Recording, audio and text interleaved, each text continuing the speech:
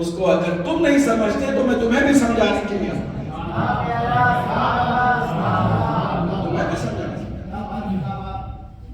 میں نے کل عرض کیا تھا کہ کارنامہ صرف بیوی کا کتنے بزرگ علماء نے تحقیق کے بعد اپنے اس در اہل بیت پر پہنچتے ہی کتاب لکھی تو کتاب کا نام یہ لکھا کہ ہم نے نور فاطمہ سے ہدایت ہم نے اس بی بی کے واقعات کو سمجھنے کے بعد حق کا راستہ پا لیا. کہ ہماری پہلی مجلس ہے یہاں پر ایک ہمارے بھائی اہل سنت کے آتے رہے ہیں اور مجلس سے پہلے وہ میرے پاس گیا ہے اور ان کو تھوڑی سی بے چینی تھی کہ میرا نام عثمان علی ہے, میں چاہتا ہوں نام بدل دو. میں نے کہا نام بدلنے کی ضرورت نہیں ہے, ہم یہی تو سمجھاتے ہیں کہ ناموں کے چکر میں مت پڑنا, کردار کو دیکھنا. سبحان اللہ. ناموں سے کیا پرابلم ہے؟ میرے مولا علی کے بیٹے کا نام بھی عثمان تھا, امام زمانہ کہ ایک نائب کا نام بھی عثمان. عثمان سے کیا پرابلم ہے ہمیں؟ ہاں امیہ کو عثمان اور ہے, علی کا عثمان اور ہے.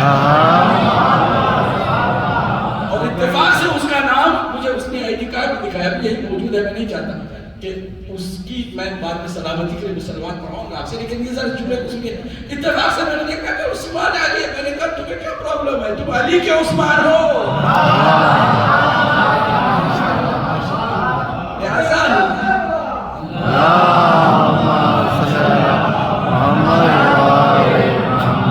جب بھی کوئی آتا ہے در اہل بیت پر وہ بیوی ہی کے تصدق سے آتا ہے, یاد رکھیے.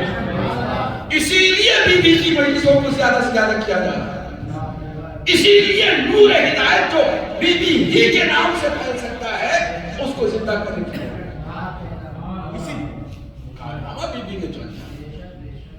اور وہ حدیث قدسی بھی الحمدللہ سب کے سمجھ میں آ گئی. اور میں اس بھائی عثمان علی کی سلامتی کے لیے, ان کے ایمان کی پختگی کے لیے کہ پورا خاندان خیرت میرا سب جو ہے مخالف ہے اور سخت مخالف ہے, آپ دعا کریں. ہم دعا بھی کریں گے ان کی سلامتی کے لیے اور ان کے اس در اہل بیت پر مخلصانہ آمد کے لیے خوش آمدید کہتے ہوئے ایک صلوات عنایت فرمائیں.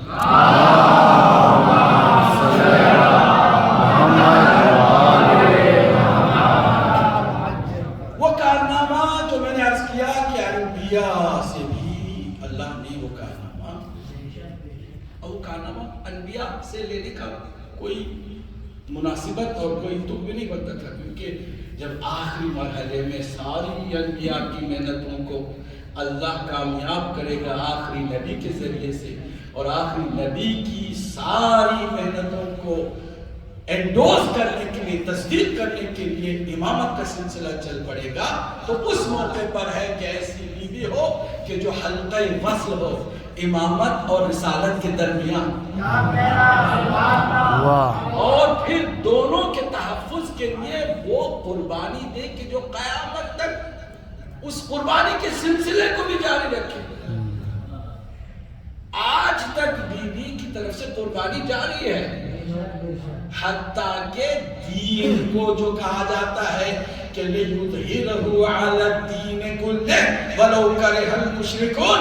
ہم نے حبیب آپ کو وہ دین بھیجا ہے کہ تاکہ وہ دین تمام دینوں پر غالب آ جائے, اور وہ غلبہ بھی کسی اور کے ہاتھوں سے نہیں, اسی زہرا کے لال کے ہاتھوں سے.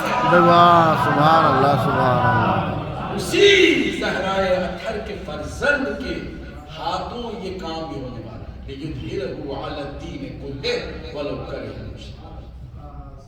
قیامت تک کے لیے بی بی کی 18 سالہ زندگی کو مت دیکھنا, کارنامے کو دیکھنا.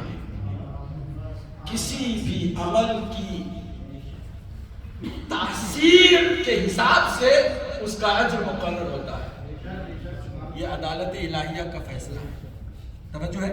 عدالت الہیہ کا فیصلہ کیا ہے کہ ہر عمل کی تاثیر کے مطابق, اس کی افادیت کے مطابق اس کا اجر اسے ملے.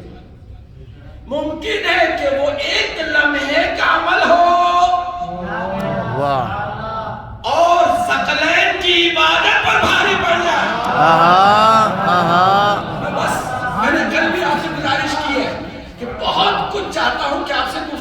تو چونکہ وقت بہت کم ہے میں تیزی سے اشارتاً باتوں کو آپ کے سامنے رکھتا چلا جاؤں گا، اور آپ بھی اپنی سماعتوں کو بھی تیز رکھیے گا تاکہ باتوں کو آپ بھی کرتے چلے جائیے اور کوئی بھی مس نہ کرے، کوئی بات مس نہ کرے۔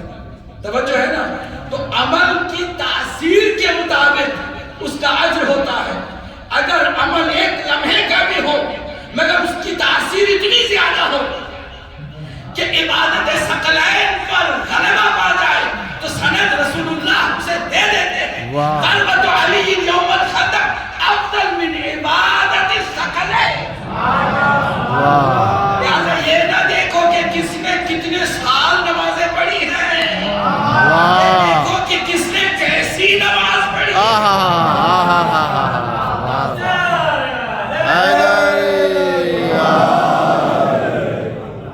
اسی لیے میں نے یہ بات بڑے ہی اطمینان کے ساتھ کیے بغیر غلو اور مبالغہ آرائی کہ حضرت نوح علیہ السلام کی 900 سالہ زندگی پر بھی بی بی کے وہ آخری لمحات غالب ہیں کہ جن لمحات میں بی بی کے اس کردار کو ظاہر کیا۔ وہ کردار کیا ہے؟ مقام ولایت و امامت کا دفاع کرنا اور قیامت تک کے لیے لوگوں کو بتانا کہ دیکھو یہ ہے اصلی راستہ، جو ہٹ گئے وہ بھٹک گئے، وہ نکل گئے راستے سے۔ اب ثقیفہ کو اس سے بہتر انداز میں کوئی رسوا کر سکتا تھا؟ وہی رسوا